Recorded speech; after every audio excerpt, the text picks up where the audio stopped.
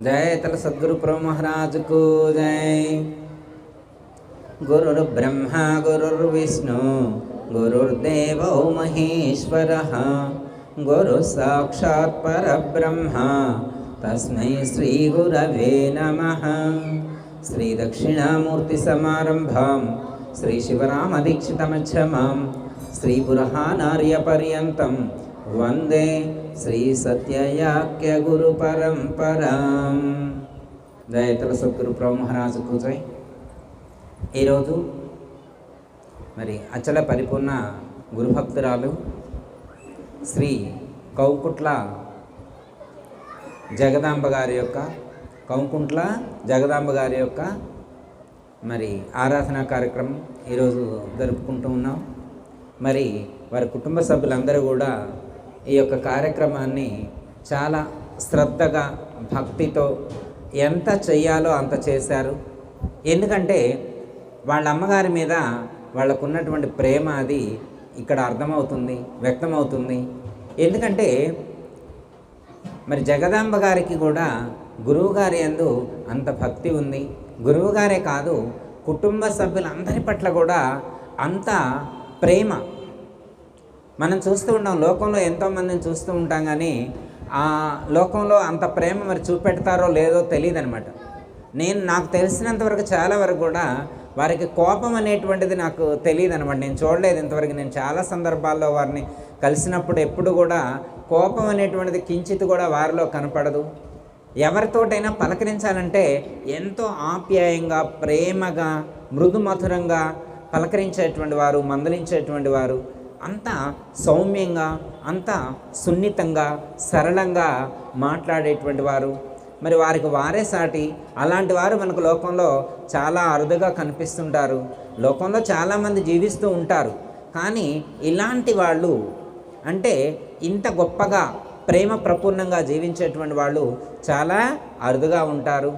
మరి వారి కుటుంబ సభ్యులందరూ కూడా మరి వారి కార్యక్రమం కోసం ఇంత డెడికేషన్ తోటి చేశారు. అదంతా కూడా కనపడుతుంది. పూజ ఏర్పాట్లు కానీ, బోధనల ఏర్పాట్లు కానీ, సన్మానం కానీ ఎక్కడా కూడా తగ్గే పని లేకుండా వాళ్ళ అమ్మగారు ఏం కోరుకున్నారో అలా చేశారు.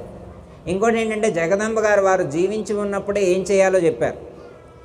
ముందే చెప్పారన్నమాట. గురువుగారికి దక్షిణ ఇచ్చే విషయం కాడి నుంచి ఎలా పూజ చేయాలా, ఎలా దక్షిణలు పెట్టాలా, ఎలా సన్మానాలు చేయాలా, ఏం చేయాలి అనేటువంటిది ముందే చెప్పారు.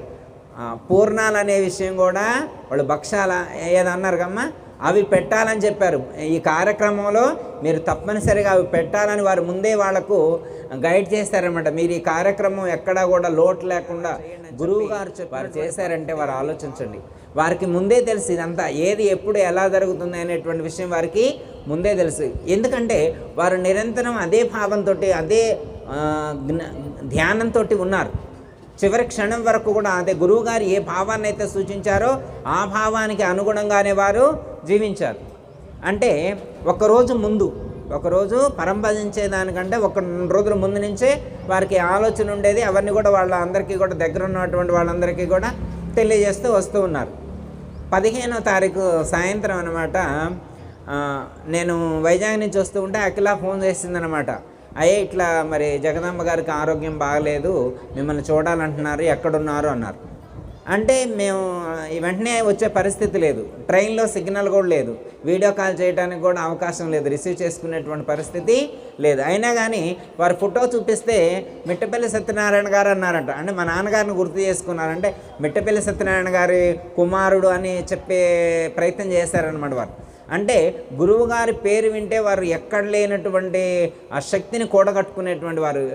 అంటారే ప్రతిస్పందన కలుగుతూ ఉంటుంది అంటారే. గురువుగారి మాట వింటే, గురువుగారికి సంబంధించినటువంటి ఏ విషయం చెప్పినా కానీ వారిలో ఆ స్పందన అనేటువంటిది గుర్తించేటువంటి పరిస్థితి మనకు ఉందన్నమాట. ఆ రోజు ఆ ఫోటో చూపిస్తే నెక్స్ట్ డే గురువుగారి దగ్గరికి వెళ్దామంటే మరి రేపు దాకా ఉంటే గురువుగారిని చూస్తానా అన్నారంట. గురువుగారి దగ్గరికి వెళ్ళాలి కదా మనం అన్నారట. ముందు రోజు అన్నమాట ఒక 2 మాటలు అన్నారు వారు. దానికి సంబంధించి 2 మాటలు చెప్పేటువంటి ప్రయత్నం, ఉపన్యాసం కాదు కానీ వారు ఏదన్నారో అది చెప్తా అనమాట. వారు ఏమన్నారంటే మంత్రమూలం కాడికి వెళ్ళాలన్నారట. గురువు గారి యొక్క మంత్రమూలం కాడికి వెళ్ళాలి అన్నారట. రెండోది వైతరణి నది గురించి మాట్లాడారు. వైతరణి నది అంటే మీకు తెలుసా ఎక్కడ ఉంటుందో? వైతరణి నది అంటే ఏంటి అని చెప్పి వీళ్ళని అడిగారట. ఎందుకంటే ఇలాంటి విషయాలన్నీ శాస్త్రాల్లో ఒక విధంగా ఉంటే గురువుగారు చెప్పేటువంటిది ఇంకో విధంగా ఉంటుంది. ఎందుకంటే గురువుగారు అంతరార్థాన్ని చెప్తారు, శాస్త్రాల్లో కేవలం అర్థమే ఉంటుంది. మనం అర్థమే వింటే ఇంతే అనుకుంటాం, మనకు అంతవరకే నాలెడ్జ్ ఉంటుంది. గురువు దగ్గరికి వెళ్ళినప్పుడే దాని అంతరార్థం తెలుస్తుంది. ఇప్పుడు మామూలుగా వైతరణి నది అని ఉందనుకోండి, దాని గురించి మీరు గరుడ పురాణం చదివారనుకోండి, దాంట్లో అద్భుతంగా ఉంటుంది, 2-3 పేజీలు రాసి ఉంటుంది. మీరు ఎవరైనా పండిట్ని అడిగితే ఎంత అద్భుతంగా చెప్తారో వైతరణి నది గురించి. వైతరణి నది దాటిన తర్వాతనే ఏదైనా వేరే లోకానికి వెళ్ళాలన్నమాట. వేరే లోకానికి వెళ్ళాలంటే మధ్యలో వైతరణి నది అడ్డుగా ఉంటుంది అనమాట. వైతరణి నదిలో ఏముంటాయో తెలుసా మీకు? ఎవరైనా చెప్పండి, వైతరణిలో ఏమేమి ఉంటాయో? అంటే గంగా నది, గోదావరి, కృష్ణా నది లాంటిది కాదు వైతరణి నది అంటే. వైతరణి నది దగ్గరికి వెళ్తే మన హైదరాబాదు డ్రైనేజ్ ఉంటుంది, దానికంటే ఘోరంగా ఉంటుంది. చాలా దుర్గంధయుక్తంగా, దుర్వాసనాయుక్తంగా ఉంటుందన్నమాట. వైతరణి నది అంటే దాంట్లో రక్తము, మలము, మూత్రము, చీము ఇలాంటి వాటితో దుర్గంధభూయిష్టంగా ఉంటుంది వైతరణి నది అంటే. దాన్ని దాటడం చాలా కష్టమట. దాన్ని దాటించడం కోసమే మనకు పండిట్స్ అంటే గరుడ పురాణంలో ఏమని చెప్తారంటే గోదానం చేయమంటారు. గోదానం ఇక్కడ ఎవరైతే గోదానం చేస్తారో అక్కడ వైతరణి నది దాటడం కోసం ఆ గోవు యొక్క తోక పట్టుకొని వైతరణి నది దాటొచ్చు అని చెప్పి మనకి గరుడ పురాణంలో అందే ఉంది. మీరు గరుడ పురాణం చదివినా కానీ ఎక్కడైనా పండిట్ దగ్గరికి వెళ్తే వైతరణి నది దాటాలంటే గోదానం చేయాలా, ఆ గోవు తోక పట్టుకొని అవతల వెళ్ళొచ్చు అని చెప్పి దాంట్లో రాశారు.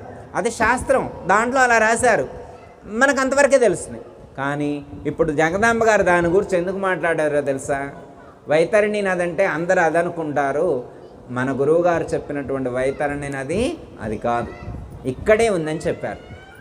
వైతరణి నది ఇక్కడెక్కడుంది? మౌలాలీలో ఉందా వైతరణి నది?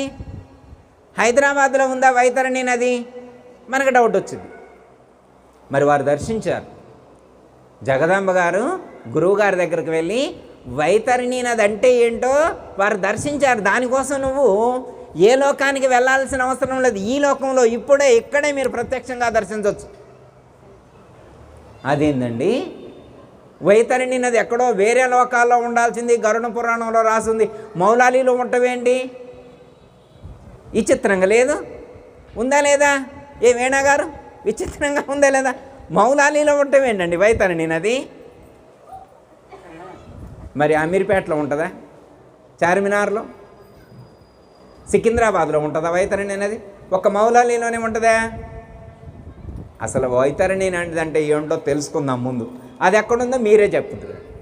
వైతరణి నది అంటే ఎట్లుంటుందో ఏంటో నేను చెప్తా. చెప్పిన తర్వాత అది ఎక్కడుందో మీరు చెప్పొచ్చు. మీరు చెప్తారని నేను అనుకుంటున్నా. మీకు చాలా స్కిల్స్ ఉంటాయి. ఎందుకంటే మోడర్న్ కల్చరు అపారమైనటువంటి జ్ఞానం ఉన్నటువంటి వాళ్ళు వైతరణి నది గురించి తెలియని వాళ్ళు కాదు. ఓకే, ఏమని చెప్పారు దానికి మీనింగ్? గరుడ పురాణంలో ఏమని చెప్పారు? రక్తము, మలము, మూత్రము, చీము ఇవన్నీ ప్రవహించేటువంటిది వైతరణి నది. ఇవన్నీ ఎక్కడ ప్రవహిస్తున్నాయో మీరు ఆలోచించండి. ఇవన్నీ ఎక్కడ ప్రవహిస్తున్నాయి? ఈ శరీరంలోనే ప్రవహిస్తున్నాయి. ఎక్కడ ప్రవహిస్తున్నాయి? ఇందులోనే రక్తం ప్రవహిస్తుంది, ఇందులోనే మలం ఉంది, ఇందులోనే మూత్రం ఉంది, ఇందులోనే చీముంది. ఇదే వైతరణి నది. దీన్ని దాటం కష్టం అన్నారు. దేన్ని దాటం? అమ్మగారు ఇదే చెప్తారు, ఎందుకంటే గురువు గారు ఇదే చెప్పారు వారికి. వైతరణి నది అంటే ఇది ఈ శరీరమే వైతరణి నది. మరి దీన్ని దాటం కష్టం. అదేంటండి దీన్ని దాటం కష్టమే ఉంది? మరి ఇందులో లోపల ఒకవేళ కోసి చూడటం మనకు వస్తే, అంత చేతనైతే ఒక డెడ్ బాడీని ఎవరైనా కోస్తే చూస్తే ఎవరైనా ఉండలేస్తారా నిమిషమైనా? అక్కడ ఉండరు. మరి ఇప్పుడు దాన్ని వేసుకొనే తిరుగుతున్నాం, ఎందుకంటే పైన ప్యాకింగ్ పేపర్ భలేగుంది. ప్యాకింగ్ పేపర్ బాగుంది కాబట్టి దీన్ని పట్టుకొని వీళ్ళంతా ఊరంతా తిరుగుతున్నాం. కానీ లోపల కోసి చూస్తే ఏముంటుంది? ఒక్కసారి రివ్యూ చేసుకుంటే ఏముంటుంది? అంటే ఇది భగవద్గీతలో శ్రీకృష్ణ పరమాత్మ ఏమని చెప్పారు? నవద్వార పురేదేహి అని చెప్పారు. 9 ద్వారాలతో కూడి ఉన్నటువంటి పురము ఇది అన్నారు. అర్థమైందా? మరి నిరంతరం కూడా 9 ద్వారాల నుండి మలినాలు విసర్జింపబడుతూ ఉంటే మరి దీన్ని ఇలాంటిది అని చెప్పి ఎవరైనా దీంట్లో తక్కువ భావంతో ఎవరైనా చూడగలుగుతున్నారా? లేదు. దీనికి స్నానం చేయకుండా కానీ, కనీసం హెయిర్ స్టైల్ మెయింటైన్ చేయకుండా కానీ, మంచి చెప్పులు వేయకుండా కానీ, ఓ డ్రెస్ మెయింటైన్ చేయకుండా కానీ, ఫుడ్ మెయింటైన్ చేయకుండా కానీ ఎవరైనా దీన్ని వదిలేసిన వాళ్ళు ఎవరైనా కనపడతారా? మరి వైతరిణీనతో పోల్చారుగా, వైతరిణీనతో పోలిస్తే దీన్ని విడిచిపెట్టాలని చెప్పారుగా. ఎవరికైనా దీని మీద అంత వైరాగ్యం కలిగి, దీన్ని తక్కువ భావంతో చూసేవాళ్ళు ఎవరైనా ఉన్నారా? ఉండరు. ఎందుకంటే ఇది లేకుండా ఏమీ సాధించలేం. శరీర మాధ్యం కళ్ళు ధర్మ సాధనం అని చెప్పారు. ధర్మాన్ని సాధించడం కోసం ఇవ్వబడినటువంటి ఒక అద్భుతమైనటువంటి అవకాశం ఈ శరీరం. ఇది ఉంటేనే మనం ఏదైనా చేయగలుగుతాం. ఓకే, ఇది శరీరం ఉంది. ఇప్పుడు ఏం చేయాలి చెప్పండి దీంతో? ఇప్పుడు శరీరం ఉందా లేదా? మనందరికీ తెలివి ఉంది, చూడగలుగుతున్నాం, వినగలుగుతున్నాం, మాట్లాడగలుగుతున్నాం. ఎంత అద్భుతమైనటువంటి జీవితం ఉంది మనకి. అయితే ఏం చేయాలి? ఎందుకు వచ్చెను జన్మము సందేహం వేమి లేక సద్గురు కృపచే తొందర పాటుక తెలియము బంధా మోక్షంబులానే బంధామిడుచుటకు. ఎందుకోసం? ఎందుకు వచ్చెను జన్మము సందేహం వేమి లేక సద్గురు కృపచే తొందరపాటుగా తెలియము అంటే మనం ఎందుకు శరీరాన్ని ధరించాము, ఎందుకు జన్మకు వచ్చాము అనేటువంటి దాని గురించి ఫాస్ట్గా తెలుసుకోవాలి. ఎప్పుడో కాదు, ఎప్పుడో ఏ వేళనో మరి చప్పుడైనా చేయకుండా చెప్పకుండా బోవురా అన్నారు. ఎందుకంటే మనం ఎప్పటి వరకు ఉన్నామో తెలియదు. కాబట్టి ఇప్పుడే ఈ క్షణమే మనం ఈ జన్మకు వచ్చినటువంటి కర్తవ్యం ఏదైతే ఉన్నదో, కారణం ఏదైతే ఉన్నదో దానికోసం మనం ప్రయత్నం చేయాలి. ఏం చేయాలి? జగదాంబ గారు ఏమని చెప్పారు? మంత్రమూలం కాడికి వెళ్ళాలన్నారు, గురుమంత్ర మూలం కాడికి వెళ్ళాలన్నారు. ఈ జన్మకు వచ్చినందుకు ఏం చేయాలంటే మంత్రమూలం కాడికి వెళ్ళాలన్నారు. అంటే మూలమంత్రం, అంతేగమ్మన్నది మూలమంత్రం కాడికి వెళ్ళాలన్నారు. అదేంటి మూలమంత్రం కాడికి వెళ్ళటం ఏంటనుకున్నాం అంటే మనం మన మూలం ఏంటో తెలుసుకొని అక్కడికి వెళ్ళాలి. ఇప్పుడు ఎవరి మూలం తెలుసుకోవాలి? ఈ ప్రపంచంలో మనం ఏం చేయాలి అంటే వారు ఏమని చెప్తున్నారు? మూలమంత్రం కాడికి వెళ్ళాలన్నారు. మూలమంత్రం కాడికి ఎట్లా వెళ్తాం? మంత్రాన్ని పట్టుకుంటే ఆ మంత్రం ఏం చేస్తుందంటే మూలం కాడికి తెలుసుకోదు. మంత్రాన్ని పట్టుకుంటే ఆ మంత్రమే మన మూలం కాడికి తీసుకువెళ్తుంది. ఇది మెయిన్ లాజిక్ అనమాట. మూలమంత్రం అంటే మంత్రాన్ని ఎవరైతే అనుష్ఠానం చేస్తారో వాళ్ళు ఆ యొక్క మూలానికి వెళ్తారు. ఏ మూలానికి వెళ్ళాలా? మనకు మూలం ఎవరు? భగవద్గీత ఓకే అంటే ఒక మాట చెబుతా. భగవద్గీతలో పరమాత్మ చెప్పారు, బీజం మాం సర్వభూతానాం విద్ధి పార్థ సనాతనం. ఈ ప్రపంచంలో ఉన్నటువంటి సమస్త ప్రాణులన్నిటికీ కూడా బీజము నేనే అన్నారు. బీజం మాం సర్వభూతానాం అన్నారు. ఇప్పుడు మనందరికీ మూలం ఎవరని చెబుతున్నారు? భగవద్గీతలో శ్రీకృష్ణ పరమాత్మ ఎవరని చెప్తున్నారమ్మా? శ్రీకృష్ణ పరమాత్మే ఈ ప్రపంచంలో ఉన్నటువంటి సమస్త ప్రాణులకి మూలమని చెప్పారు. ఇంకొక ఆయన అన్నాడు, శ్రీకృష్ణ పరమాత్మ మూలం అయితే మరి శివుడు ఏమైనట్టు అన్నాడు. మేము శివభక్తులు, మాకు మూలం శివుడు కావాలని కానీ కృష్ణుడు కావటం ఏంటండి అన్నాడు. ఇంకొక ఆయన అన్నాడండి, మేము అమ్మవారి భక్తులం అండి, మాకు మూలం అయితే అమ్మవారు కావాలని కానీ కృష్ణుడు కావటం ఏంటని అన్నాడు. అదేందండి మేము భగవద్గీతలో ఆట చెప్పిండి. శ్రీకృష్ణ పరమాత్మ ఏమంటున్నారు? బీజమాం సర్వభూతానమని, ఈ ప్రపంచంలో ఉన్నటువంటి చరాచర జగత్తు మొత్తానికి కూడా మూలము నేనే అన్నారు. మరి శివభక్తులకి వాళ్ళు కాంట్రవర్సీగా ఉన్నారు, వాళ్ళు ఒప్పుకోరన్నమాట. మాకు మూలం శివుడు ఉండాలి కానీ శ్రీకృష్ణ పరమాత్మ ఉండటం ఏంటండి? అందులో మొన్న మధ్యన వచ్చిన ఆయన శ్రీకృష్ణ పరమాత్మ ఎప్పుడు వచ్చారు? 5000 years బ్యాక్, 5000 సంవత్సరాల క్రితమే వచ్చారు శ్రీకృష్ణ పరమాత్మ. మరి అంతకుముందు ఉన్నటువంటి ద్వాపర యుగంలో ఎవరున్నారు? త్రేతాయుగంలో ఎవరున్నారు? కృతయుగంలో ఎవరున్నారు? మాకు మూలం ఎవరు?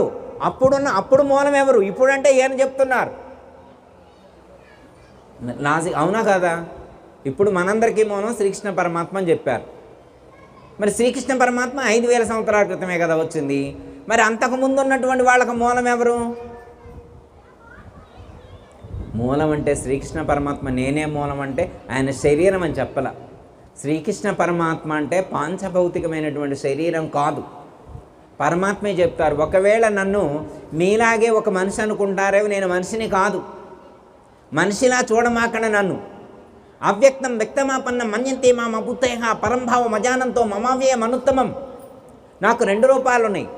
మీ అందరికి ఉన్నట్టే దేవకి వసుదేవుల గర్భమునందు జన్మించినటువంటి ఈ పాంచభౌతికమైనటువంటి శరీరం మీకున్నట్టే నాకు ఉంది.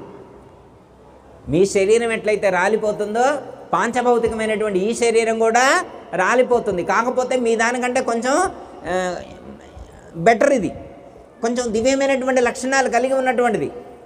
జన్మ కర్మచమే దివ్యం ఏమం యో వేత్తి తత్వతః అని చెప్పారు. నా యొక్క జన్మ కర్మ దివ్యమైనే అయినప్పటికీ కూడా ఇది కాలగర్భంలో మార్పు చెందేటువంటిదే అని చెప్పారు. ఓకే అండి.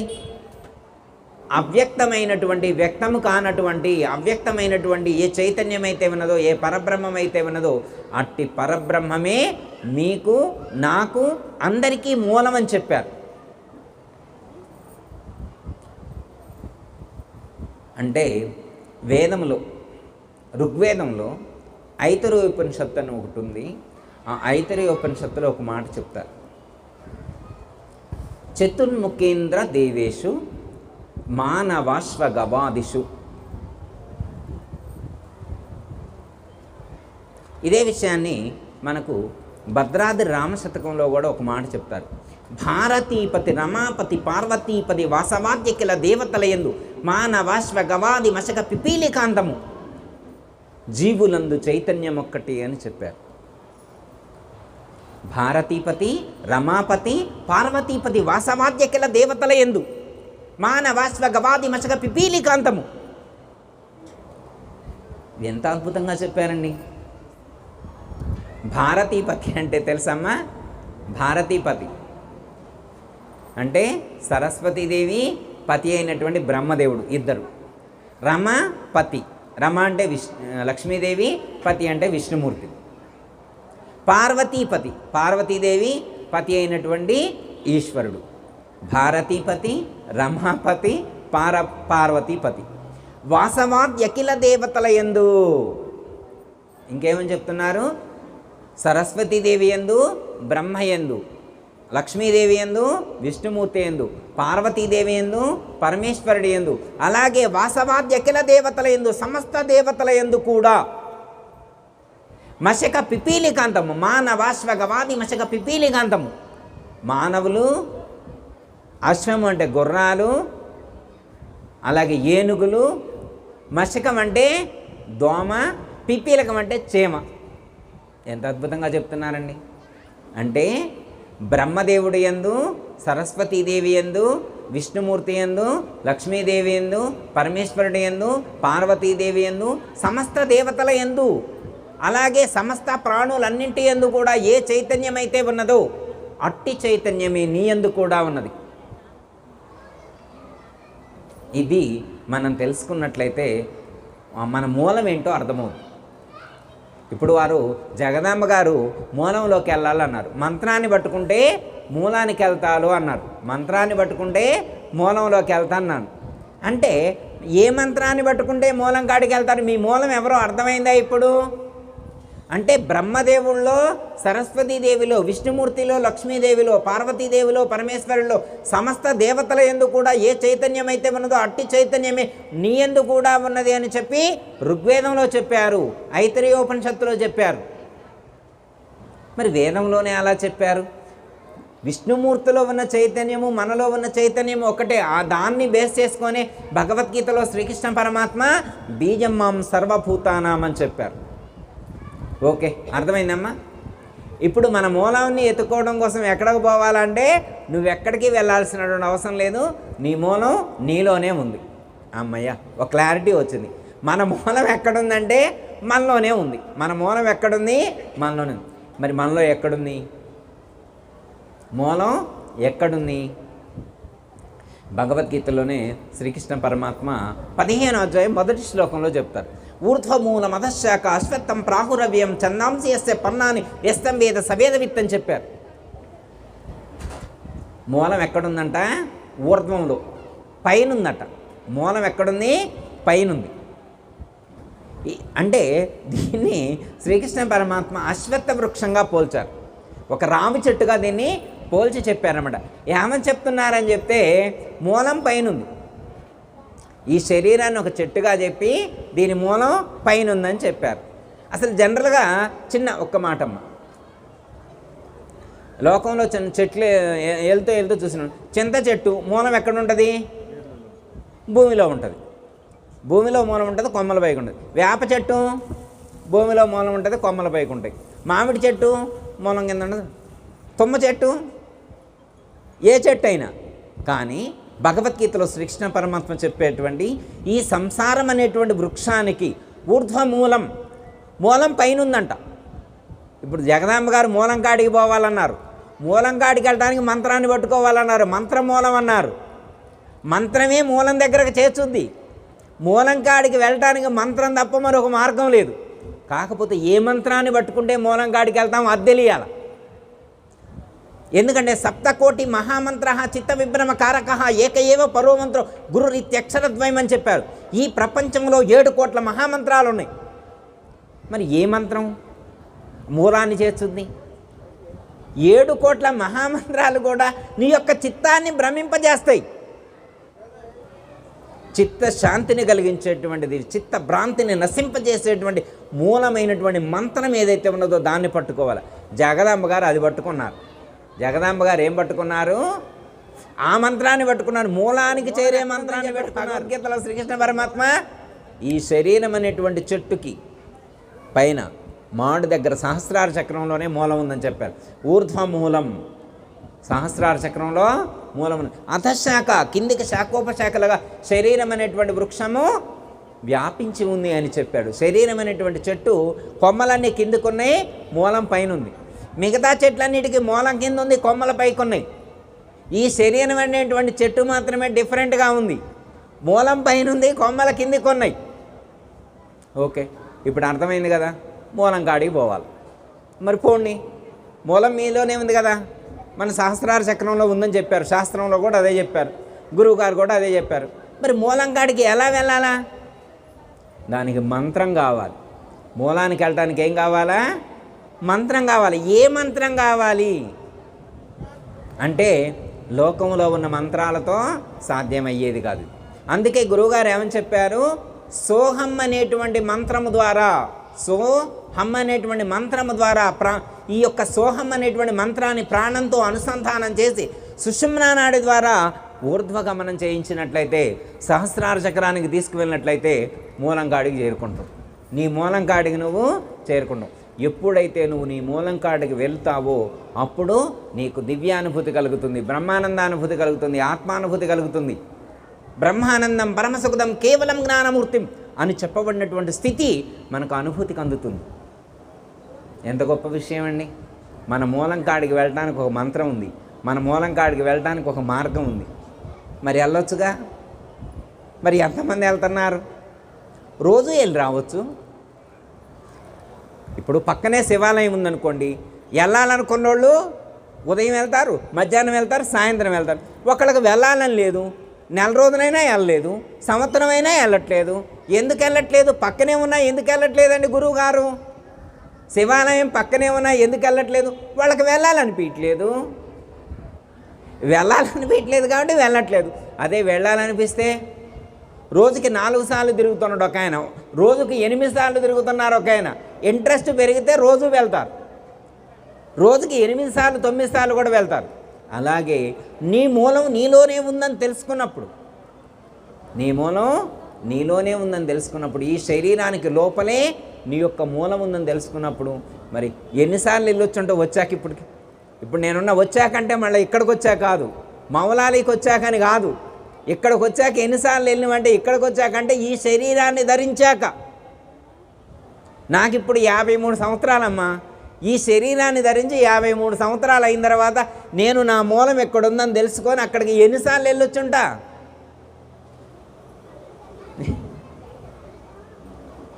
ఎవరిది వాళ్ళకే తెలుస్తుంది. ఇప్పుడు ఎన్నిసార్లు వెళ్ళారంటే ఇప్పుడు దారి తెలియని వాళ్ళు అంటే వాళ్ళు తెలియక వెళ్ళట్లేదు. దారి తెలియని వాళ్ళు తెలియక, దారి తెలిసిన వాళ్ళు ఎంతమంది ఆ దారిలో అడుగులు వేస్తున్నారు, ఎంతమంది అక్కడికి వెళ్ళగలుగుతున్నారు? అది మనం పట్టుకోవాల్సింది ఏంటంటే ఫస్ట్ తీరిపాటు తెలుసుకోవాలి, జ్ఞానాన్ని తెలుసుకోవాలి. భగవద్గీతలో కూడా పరమాత్మ ఇదే చెప్పారు, మూర్ధాదాయాత్మనః ప్రాణమాస్థితో యోగధారణం. ఒక్క మాట చెప్పి కంక్లూషన్ అమ్మా.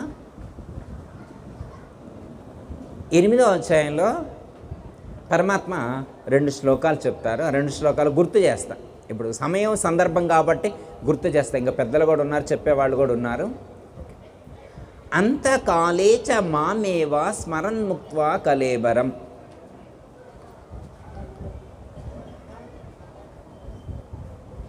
అంతకాలే చ మామేవ స్మరన్ముక్త్వా కలేబరం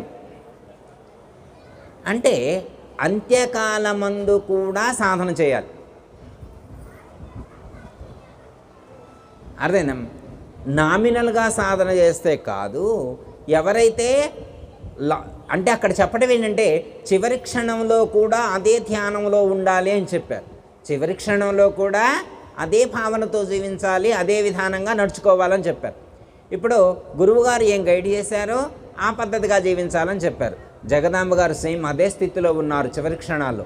భగవద్గీతలో శ్రీకృష్ణ పరమాత్మ ఏం చెప్పారో, గురువుగారు ఏం చెప్పారో ఆ స్థితిలోనే ఉన్నారు. అంతకాలేచ చివరి క్షణంలో కూడా అదే భావంతో జీవించారు, వేరే ధ్యాస లేదు. ఇప్పుడు ఇంతమంది చుట్టాలు బిడ్డలందరూ అక్కడే వచ్చి కూర్చున్నా కానీ వీళ్ళ గురించి ఆలోచించట్లా. గురువుగారు చెప్పిన మంత్రం గురించి, గురువుగారు చూపెట్టినటువంటి ఆ మూలం మీదనే ఉంది ధ్యాస అంతా. ఏం తల్లి అవునా కాదా? మీ గురించి మాట్లాడిందా? లేదు, ఆ మూలం గురించి ఆలోచిస్తుంది. ఎందుకంటే రేపు శరీరం పోతే తర్వాత వచ్చేటువంటిది కాదు. శరీరం దీపం ఉండగానే ఇల్లు చక్కబెట్టుకోవాలని చెప్పింది అదే. ఈ శరీరం అనేటువంటి ఇంటిలో ఆత్మ అనేటువంటి జ్యోతి వెలుగుతూ ఉన్నప్పుడే ఆ మెలకువ కలిగి ఉండాల. ఇందులో ఉన్నటువంటి ఆత్మ అనేటువంటి జ్యోతి వెళ్ళిపోయాక, దీపం వెళ్ళిపోయిన తర్వాత, దీపం లేనప్పుడు ఇంకేం వెతుకుతూ? ఇప్పుడు మాట్లాడమంటే మాట్లాడతారా? ఇప్పుడు అవకాశం ఉందా? లేదు. అవకాశం ఉన్నప్పుడే ప్రయత్నం చేయాలి. దీపం ఉన్నప్పుడే ఇల్లు చక్కబెట్టుకోవడం అంటే ఇంట్లో దీపం వెలిగించుకోవడం, అది ఎవరైనా వెలిగిస్తారు. చిన్నపిల్లల్ని వెలిగినా వెలిగిస్తారు, అది కాదు. ఇందులో దీపం మనం వెలిగించుకునేది కాదు, దీపం మనం వెలిగించుకునేదా? శరీరం అనేటువంటి ఇంట్లో దీపం మళ్ళీ మనం వెలిగించుకోగలమా? పోతే ఎవరు వెలిగించారు? ఇది పరమాత్మ వెలిగించాడు, ఈశ్వరుడు వెలిగించాడు, ఆయన వెలిగించాడు. ఆయన తీసేస్తే, ఆయన మలిపితే ఇంక మళ్ళీ వెలిగించగలం? మన వల్ల అవుద్దా? ఇది మన వల్ల అయ్యేది కాదు, ఆయన వెలిగించాడు. ఆ వెలుగులోనే సరి చేసుకోవాలి ఏదన్నా ఉంటే. ఏ అంజమ్మ గారు అవునా కాదా? అది ఆ వెలుగులో సరి చేసుకోవాలి మనం. ఓకే, ఏమన్నారంటే ఎంఎం వాపి స్మరణ్ అంటే నిరంతరం, అంటే శరీరాన్ని విడిచిపెట్టి వెళ్ళేటువంటి చివరి క్షణంలో నువ్వు ఏ భావంతో శరీరాన్ని విడిచిపెడతావో ఆ స్థితినే పొందుతావు. ఇది భగవద్గీతలో శ్రీకృష్ణ పరమాత్మ 8వ అధ్యాయంలో చెప్పారు. మనం ఇప్పుడు శరీరాన్ని విడిచిపెట్టి వెళ్ళేప్పుడు ఏ ఆలోచనతో వెళితే అదే చేస్తాం. చిన్న ఎగ్జాంపుల్ చెప్తామా. మనకు మరణము నిద్రకు సారూప్యత చెప్తారు. అంటే నిద్రపోవడం అనేటువంటిది మరణానికి సంకేతంగా చెప్పారు. ఇప్పుడు సపోజ్ మీరు రాత్రిపూట విజయవాడ వెళ్ళాలని నిద్రపోయారనుకోండి, తెల్లారు లేచిన తర్వాత ఎటు వెళ్తారు? రాత్రి పడుకునేప్పుడు యాడికి వెళ్ళాలని పడుకున్నారో అటే వెళ్తారు. మరి 8 గంటలు గడిచింది, నిద్రపోయి లేసేసరికి 8 గంటలు గడిచింది. మరి ఎట్లా గుర్తుంది మీకు 8 గంటలు అయిన తర్వాత కూడా విజయవాడ వెళ్ళాలని?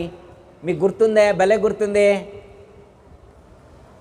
ఇప్పుడు ఇందాక పూజ చేశారు, అన్ని శ్లోకాలు చదివారు, ఒక 4 శ్లోకాలు చెప్పమంటే చెబుతాం, చెప్పం కదా, ఎమ్మటే చెప్పమన్నా చెప్పం. 8 గంటలు గడిచినా కానీ విజయవాడ వెళ్ళాలని గుర్తొచ్చింది. మరి మధ్యలో ఏమైనా గుర్తుందా? లేదు. అన్ను బట్టి నిద్రపోయారు, అన్ను బట్టి నిద్రపోయారు. పక్కింట్లో కొట్టుకున్నారు, అది గుర్తులేదు అసలు. వాళ్ళు కొట్టుకున్నది తెలియదు, ఏం జరిగిందో తెలియదు, ఎందుకంటే గాఢ నిద్రలో ఉన్నారు. కానీ లేవగానే మాత్రం సంచి సర్దుకొని విజయవాడ పోతూనే ఉన్నారు. అర్థమైందమ్మా? అంటే నిద్రపోయే ముందు ఎలాంటి థాట్స్ ఉన్నాయో లేవగానే మనం ఆ ఆలోచనలకు అనుగుణంగా అడుగులు వేస్తాం. అలాగే మరణించేటువంటి చివరి క్షణంలో ఎలాంటి థాట్తో మనం మరణిస్తామో నెక్స్ట్ జనరేషను అటువైపే మనం అడుగులు వేస్తాం. ఓకే, అర్థమైందమ్మా? సపోజ్ ఉదాహరణకి పడుకునే ముందు తెల్లారి ప్రొద్దునే షాపింగ్ మాల్కి వెళ్ళాలనుకున్నాం అనుకోమ్మ, వెళ్తామా వెళ్ళమా? పడుకునే ముందు ఏ ఆలోచన ఉందో లేవగానే అటువైపే అడుగులు వేస్తాం. అలాగే మరణించేటువంటి చివరి క్షణంలో ఏ ఆలోచనతో మరణిస్తామో అటువైపే మన యొక్క ప్రయాణం కొనసాగుతుంది, అటువైపే అడుగులు వేస్తాం. అందుకే భగవద్గీతలో శ్రీకృష్ణ పరమాత్మ ప్రయాణకాలే మనసా చలేనా, మనకు ఒక ప్రయాణం ఉంది. ఏ ఊరు,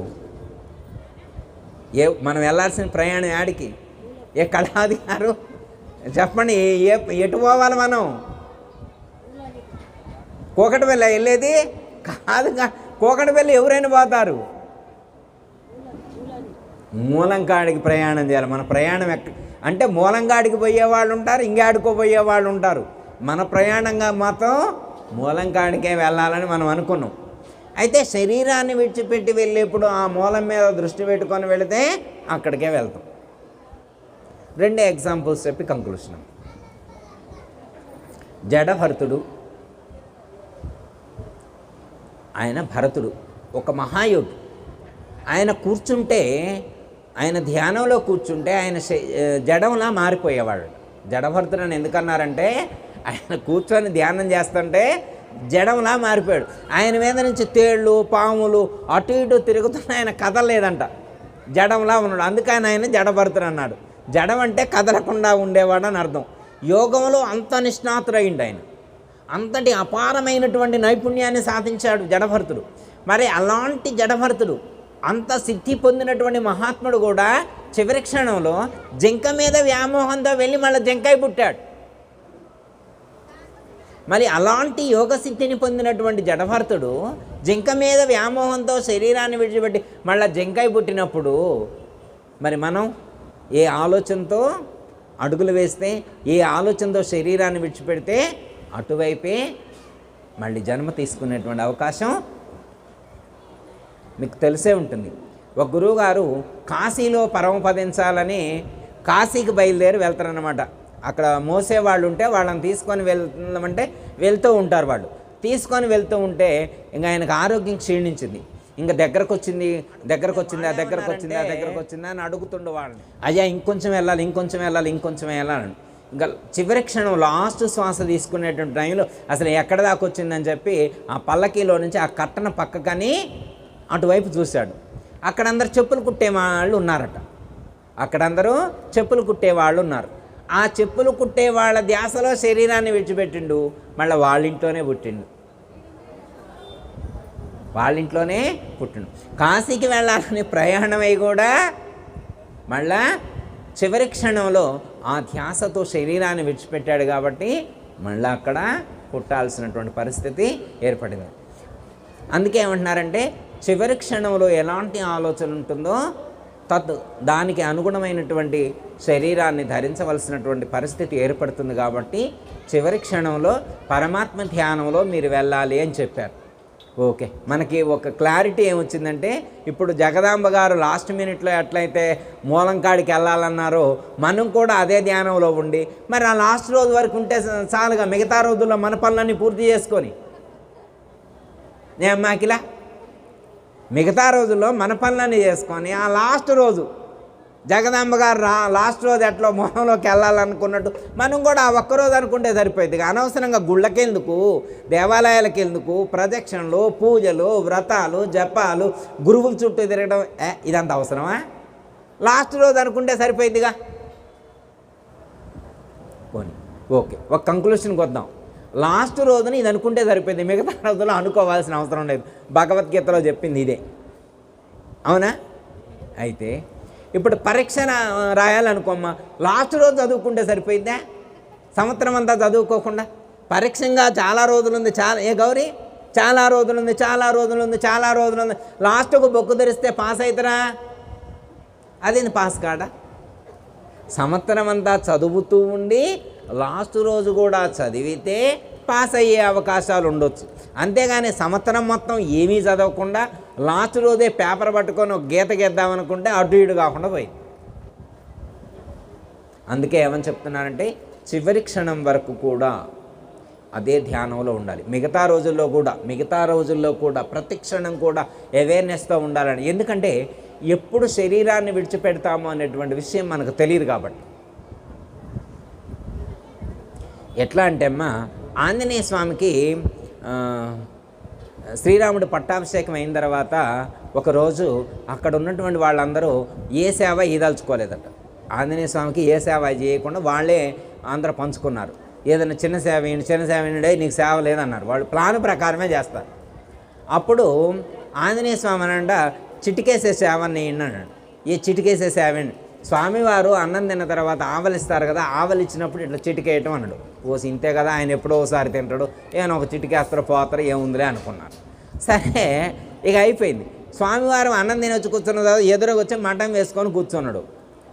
ఆయన ఇక్కడ మఠం వేసుకొని కూర్చున్నావు, బయటికి పోనాడు. బయటికి పోతే కుదరదు, మరి స్వామివారు ఎదురుగానే ఉండాలా, మరి ఆయన ఎప్పుడు ఆవలిస్తారో తెలియదు కదా, ఆవలిస్తే చిటికేయాలిగా అన్నాడు. అమ్మవారు అన్నది ఇక్కడ ఉంటే కుదిరేది కాదు, నువ్వు బయటికి పోనాడు. ఇక బయటికి పోయి కూర్చుంటాడు. మరి స్వామివారు లోపల ఎప్పుడో ఆవలిస్తే మరి నాకు తెలియదు కదా, మరి అప్పుడు సేవ మిస్ అవుతారు కదా అని చెప్పి లోపల బయట కూర్చొని రామ్ రామ్ రామ్ అంటూ చిటికలు వేయడం మొదలుపెట్టాడు. మరి ఈయన చిటికలు వేయడం మొదలు పెడితే రాముల వారు అనుకున్నారు, అయ్యో నా భక్తుడు చిటికలు వేస్తాడు, మరి చిటిక వేసినప్పుడు నేను ఆవలించకపోతే బాగోదని చెప్పి ఆయన చిటికకి ఈయన ఆవలించడం మొదలుపెట్టాడు. ఆయన చిటికేయడం, ఈయన ఆవలించడం, చిటికేయడం, ఆవలించడం. సీతాదేవి ఇదేదో తేడా జరిగిందని చెప్పి కనుక్కొని అప్పుడు బయటికి వెళ్ళి ఆంజనేయ స్వామిని చిటిక వేయటం ఆపమంటుంది. ఆంజనేయుడి యొక్క ఉద్దేశం ఏంటి? నిరంతరం రామ్ రామ్ రామ్ అని చిటికలు వేస్తూ ఉంటే ఎప్పుడో ఒకసారి శ్రీరామచంద్రమూర్తి ఆవలిస్తారు కమ్మా, 18వ చిటికకైనా ఆవలింత సెట్ అవ్వచ్చు అన్న ఉద్దేశంతో ఆంజనేయ స్వామి చిటికలు వేస్తూ ఉంటాడు. అర్థమైందమ్మా?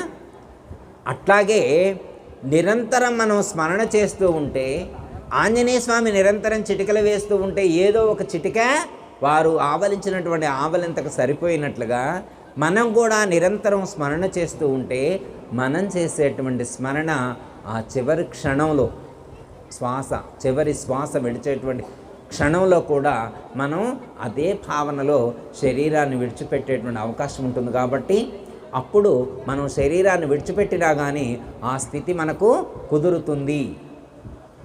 అర్థమైందమ్మా?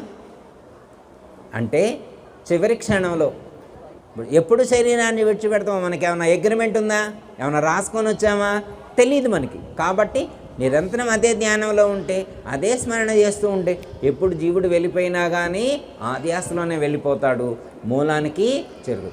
ఆ మూలానికి వెళ్ళేటువంటి జ్ఞానం దృఢమైన తర్వాత, బోధపడిన తర్వాత ఆ పై మెట్టు ఎక్కేటువంటి ప్రయత్నం చేయాలి. అది కూడా ఇప్పుడే. ద్వాదశి, షోడశి, పంచదశి పరిపూర్ణ మంత్రాలు కూడా తెలుసుకొని, వాటి అర్థాన్ని కూడా తెలుసుకొని, ఆ మూలాన్ని కూడా లేకుండా చేసుకోవాలి, ఆ అంకురాన్ని కూడా కాల్చుకోవాలి. అగ్నిదగ్ధం యథా బీజం శాఖాపల్లవ వర్జితం జ్ఞానదగ్ధం తదాయోగి పునర్జన్మన విద్యతే. అగ్నిలో వేయించినటువంటి విత్తనం ఎలా మొలకెత్తదో, జ్ఞానం అనేటువంటి అగ్నిలో దగ్ధమైనటువంటి ఆ జీవుడు అనేటువంటి అహము అనేటువంటిది నశిస్తే, అహము అనేటువంటి అంకురం నశిస్తే తాను కూడా లేకుండా పోతాడు. నేను నాది అనేటువంటి అహంకార మమకారాలను లేకుండా చేసుకునేటువంటి ప్రయత్నం చేయాలి. అలా చేసినప్పుడు మాత్రమే ఈ జన్మకు వచ్చినటువంటి సార్థకత అనేటువంటిది చేకూరుతుంది. మరి జగదాంబ గారు మరి వారి గురువును ఆశ్రయించినందుకు, వారు మంచి జ్ఞానాన్ని పొందినందుకు, ఆ స్థితిని వారు పొందినందుకు జన్మ సార్థకత చేకూరిందమ్మ. అందులో ఏమాత్రం కూడా సందేహం లేదు. ఎందుకంటే ఎంతమంది గురువును చేరరమ్మా. ఇంకోటి ఏంటంటే జగదాంబ గారు ఎప్పుడు అమ్మగారు ఎటు వెళ్తే అటు వెళ్ళేవారు. చాలా చోట్లకి వెళ్ళి అమ్మగారిది ఏమంటే 4 రోజులు 5 రోజులు అట్లా ఉండొచ్చారు. అమ్మగారితో కలిసి జీవించారు కాబట్టి వారికి అమ్మగారు చెప్పినటువంటి జ్ఞానం వంట పట్టింది. అర్థమైందమ్మా? మరి మనం కూడా మరి ఇప్పుడు జగదాంబ గారు ఆరాధన చేసినవంటే ఇక్కడ పూర్ణాలు తినడం కోసం, అమ్మ బొప్పట్లు తినడం కోసం వచ్చినట్ట మేము కాదు కదా. ఆరాధన అంటే ఏంటి? జగదాంబ గారు గురువు గారిని చేయని వారు ఏం చేశారో, ఎలా ఫాలో అయ్యారో గుర్తు చేసుకోవడానికి. నేను ఎందుకు వచ్చానంటే వారు ఎలా జీవించారో గుర్తు చేయడం కోసం. మనందరం కూడా ఆ మార్గంలో ఆ పద్ధతిగా జీవించి ఆ యొక్క లక్ష్యాన్ని చేరుకునేటువంటి ప్రయత్నం చేద్దాం. దయతల సద్గురు ప్రభు మహారాజ్కు ఒక్క మాటమ్మ, ఇందాక ఒక మాట అన్నారు, మరి ఎక్కడైనా ఎవరైనా పరంపదించితే ఎట్లుంటుందమ్మా? ఎవరైనా పరంపదించారంటే ఎట్లుంటుంది? రకరకాల పద్ధతులు ఉంటాయి. మనం చాలా చోట్ల ఎన్నో చూస్తూ, ఒక ఊర్లో అయితే వాళ్ళ అమ్మగారు పరమయ్యారు, వాళ్ళు ఈ పద్ధతిని అనుసరిస్తున్నారు. అయితే వాళ్ళు రోజు సత్సంగం పెట్టారు, అక్కడ వాళ్ళ ఊర్లో భక్తులు చాలామంది ఉన్నారు. రోజు సత్సంగం పెడితే వెళ్తే వాళ్ళు ఏమన్నారంటే, గురువు కృష్ణయ్య గారు మీకు తెలియదు కానీ ఈ మార్గంలో ఉన్నాం కాబట్టి మేము బతికిపోయాను, లేకపోతే చుట్టానికి ఏడవాలి మేము, నిజంగా ఏడుపు వచ్చేది కాదు, కానీ వాడు ఎత్తినప్పుడు అయ్యా అని ఏడవాలి, మాకే ఏడుపు వచ్చేది కాదు. ఎందుకు ఏడుపు వచ్చేది కాదంటే మా తల్లిగారు జన్మించినందుకు గురువుని చేరి జన్మరహితాన్ని పొందారు. అది మామూలు విషయం కాదు, అది గొప్ప పదవి. ఈ ప్రపంచంలో ఉన్న పదవుల్లో గొప్ప పదవి, అంతకంటే గొప్ప పదవి ఏముంది? బ్రహ్మ పదవి, విష్ణు పదవి, శివ పదవి కంటే పెద్ద పదవి. అంత గొప్పదైనటువంటి ఆ పరబ్రహ్మ స్థితిని చేరుకున్నారు. అంతకంటే అదృష్టం ఏమిటది? మేము సంతోషించాలా, సెలబ్రేషన్ చేసుకోవాలా మా అమ్మగారి కోసం. ఇదేందండి చుట్టం వస్తే ఏడవాలా, ఏడవకపోతే నీకు ప్రేమ లేదా అంటాడు. మాకెంత ప్రేమ ఉందో ఆయనకే తెలుసు, మాకు తెలుసు. లోపల ఎంత ప్రేమ ఉందో మాకు తెలుసు. మా అమ్మ ఎంత ప్రేమతో పెంచిందో నాకు తెలుసు, వాళ్ళకేం తెలుసు? ఏడవలేదంటారు. ఈ గురువుగారు పద్ధతి కాబట్టి మీరు రాంగలోనే ఒక మాట చెప్పారు, ఏడవటం లేదన్నారు. మాకు ఎంత అదృష్టం అనుకున్నామో మేమన్నారు. ఏడవాల్సిన అవసరం ఏముందమ్మా? ఏడిస్తే పోయిన వాళ్ళు వస్తారా? మా నాన్నగారు ఒకటే చెప్పారు, ఎవరైనా పోయిన వాళ్ళు వస్తారని చెప్తే చెప్పండి, ఒక 100 మందిని పిలిపించి ఏడిపిద్దాం. మనకు సపోర్ట్ ఇంకొక 100 మందిని పిలిపించి ఏడుద్దాం, వస్తారా? కాకపోతే శరీరాన్ని విడిచిపెట్టి వెళ్ళారంటే బాధ ఉండదని కాదమ్మా, బాధ ఉంటుంది. ఆత్మీయులైనటువంటి వారు శారీరకంగా లేనప్పుడు వెలితి ఉంటుంది, అది ఎవరు పూడ్చలేరు. కానీ వారు ఒక సన్మార్గంలో అడుగులు వేసి ఒక మంచి లక్ష్యాన్ని చేరుకున్నందుకు మనం సంతోషించాలి. ఇక అంతకంటే పండగ ఏముందమ్మా? ఇదే నిజమైన పండగ. ఏంటంటే అమ్మా, కర్మకాండకి జ్ఞానకాండకి కొంచెం డిఫరెన్స్ ఉంటుంది. కర్మకాండలో ఏంటంటే శరీరాన్ని విడిచిపెట్టినటువంటి జీవుడు ప్రేత రూపంలో ఉంటాడని చెప్పి వాళ్ళు పూజ చేస్తారు, పిండ ప్రదానాలు చేస్తారు. ఎందుకు? వాళ్ళకి ఇంకా కర్మ పూర్తి కాలేదు, కర్మ మిగిలి ఉంది కాబట్టి కర్మకాండ చేస్తారు. అంటుంటుంది, పిండం పెడతారు, ప్రేతం ఉంటుంది, దానికోసం ఉంటాయి. దాంట్లో మనలాగా కుడి చేత్తో పూజ చేస్తారా? కుడి చేత్తో కొబ్బరికాయ కొడతారా? కుడి చేత్తో ప్రసాదం సమర్పిస్తారా? లేదు, అంతా లెఫ్ట్ హ్యాండ్ వాడు. తల్లి ఇంత ప్రేమగా మనల్ని కని పెంచినందుకు ఎడం చేత్తోటి చేయాలా? ఇంత గొప్ప జ్ఞానాన్ని పొందిన మహాత్మురాలు ఆవిడ కుడి చేత్తో చేయాలా? మరి జ్ఞాన మార్గంలోకి వస్తే ఇది జ్ఞానకాండ. శరీరాన్ని విడిచిపెట్టినటువంటి జీవుడు మళ్ళీ ఆ బ్రహ్మములోనే ఐక్యమయ్యాడు, ఆ పరమాత్మలో ఐక్యమయ్యారని చెప్పి పరమాత్మ స్వరూపంగా భావించి పూజ చేస్తున్నాం. ఇప్పుడు ఒక భగవంతుడికి ఎలా పూజ చేస్తున్నామో అలా పూజ చేస్తాం ఇక్కడ. అంటే ఏంటర్థం? వారు పరమాత్మ యొక్క జ్ఞానాన్ని తెలుసుకొని ఆ సాధన చేసి ఆ మూలంకాడికి చేరుకున్నారు. వారు ఎక్కడి నుంచి అయితే వచ్చారో మళ్ళీ అక్కడికే చేరుకున్నారు. నేను మూలాన్ని చేరుకున్నానని చెప్పారు. మరి అంతకంటే గొప్ప విశేషమే ఉంటుందమ్మా? వారు పరమాత్మను చేరుకున్నారని చెప్పారు కాబట్టి పరమాత్మలాగానే మనం పూజ చేసాం. వారు పరమాత్మ స్వరూపంగా భావించి మనం పూజ చేస్తాం. ఇది జ్ఞాన పద్ధతి. వేదంలోనే కర్మకాండ ఉంటుంది, ఉపాసనాకాండ ఉంటుంది, జ్ఞానకాండ ఉంటుంది. మన గురువుగారు మనకు చెప్పింది జ్ఞానకాండ, జ్ఞాన పద్ధతిగా పూజించడం. ఇది మామూలు వాళ్ళకి చేస్తారా? ఎంత యోగ్యత ఉండాలా, ఎంత అర్హత ఉండాలా పూజ చేయాలంటే, పూజింపబడాలంటే మామూలు విషయమా? ఎవరికి పడితే వాళ్ళకు పూజ చేస్తామండి? ఎవరినైనా వచ్చి అమ్మ ఇక్కడ కూర్చోండి, మీకు ఒక దండేసి ఒక కొబ్బరికాయ కొట్టి ఒక అగరబత్తి తిప్పి ఒక దీపం వెలిగించి మంత్రం చదువుతాండి మనం కూర్చుంటామండి? కూర్చోం. వారికి అలా చేసామంటే, వారు అలా చేయించుకున్నారంటే వారు ఆ స్థితిని పొందారు కాబట్టి మనం చేసినందుకు ఆ సార్థకత అనేటువంటిది చేకూరింది. కర్మకాండ అయితే అలా ఉంటుందమ్మా, జ్ఞానకాండ అయితే ఇలా. జ్ఞానం అంటే పరమాత్మ స్వరూపంగా భావించి పూజ చేయడం. కర్మకాండ అంటే ఇంకా వాళ్లకు కర్మ మిగిలి ఉన్నది, కర్మరహితం కాలేదు, ఇంకా సంచిత కర్మ ఉంది, అది రహితం కాలేదు కాబట్టి కర్మ మిగిలింది కాబట్టి వాళ్ళు ఇంకో శరీరాన్ని ధరిస్తారు అనే భావంతో వాళ్లకు కర్మకాండ చేస్తారు. మంది అలా కాదు. ఓకే, మరి వారు తెలుసుకున్నటువంటి జ్ఞానానికి సార్థకత చేకూరింది. వారు జ్ఞానాన్ని తెలుసుకున్నందుకు, మనం చేసినందుకు, ఈ యొక్క గురుమార్గంలో ప్రవేశించినందుకు సరిపోయింది. ఓకే, కాబట్టి మనందరం కూడా మరి వారు గురువును చేరి ఎలాంటి స్థితిని పొందారో మరి వారికి సంబంధించినటువంటి వాళ్ళందరూ, ఇప్పుడు మీరు పూర్ణాలు పెడితేనో, బొబ్బళ్ళు పెడితేనో, మంచి బిర్యానీ పెడితేనో మేము సంతోషపడమమ్మ. అదేంది గురువుగారు మేము ఇంత మంచిగా చేసి పెడితే మీరు సంతోషపడరని మీరు అట్లా అనొద్దు. అంటే మేము కేవలం మీరు మంచిగా పెట్టారు ఓకే, దాని తరపున ఓకే, కానీ మేము ఇంకా సంతోషపడేది ఎప్పుడంటే వారు ఎలా మూలానికి చేరుకున్నారో, గురువుగారిని చేరి ఆ మంత్రాన్ని పట్టుకొని వారు ఎలా మూలానికి చేరుకున్నారో మీరు కూడా ఆ మంత్రాన్ని పట్టుకొని అలా మూలానికి చేరుకున్నప్పుడు మీరు వారి యొక్క అనుయాయులైనందుకు క్లాప్స్ కొట్టుకోవాలి. మిమ్మల్ని మీరు తట్టుకోవాలి. ఓకే, మేము గురువుగారు మేము బాగానే ఆ మార్గంలోనే ఉన్నాం, మేము మూలంగాడికి వెళ్ళామని మీరు చెప్పాలా. రాజేశ్వర్ గారు, ప్రసన్న గారు, రేణుకా గారు, వీణా గారు, అఖిల గారు, సుశీలమ్మ గారు, రాజేష్, వీళ్ళందరూ కూడా అలాంటి స్థితిని పొందాలి. అక్కడికి చేరుకోవాలి. అక్కడికి చేరుకోవాలంటే ముందు ఇక్కడికి రావాలా. ఇక్కడికంటే ఎక్కడికి? ఆశ్రమానికి రా. అంటే ఆశ్రమానికి వస్తేనే అని కాదమ్మా. ఇప్పుడు జగదాంబ గారికి ఆరోగ్యం సహకరించక ఆశ్రమానికి రావట్లేదమ్మా. ఆశ్రమానికి రావాలా వద్దా అన్నది కాదమ్మా. ఆశ్రమంలో చెప్పే జ్ఞానం ఇక్కడుంటే చాలు. మీరు రావాలని ఎక్కడమేమి లేదు. మీరు వచ్చినా రాకపోయినా కానీ లోపల ఆ భావం ఉండాలి. ఆశ్రమంలో గురువుగారు ఏ జ్ఞానాన్ని చెప్పారో ఆ జ్ఞానం లోపలుంచుకొని అడుగులు వేయాలి.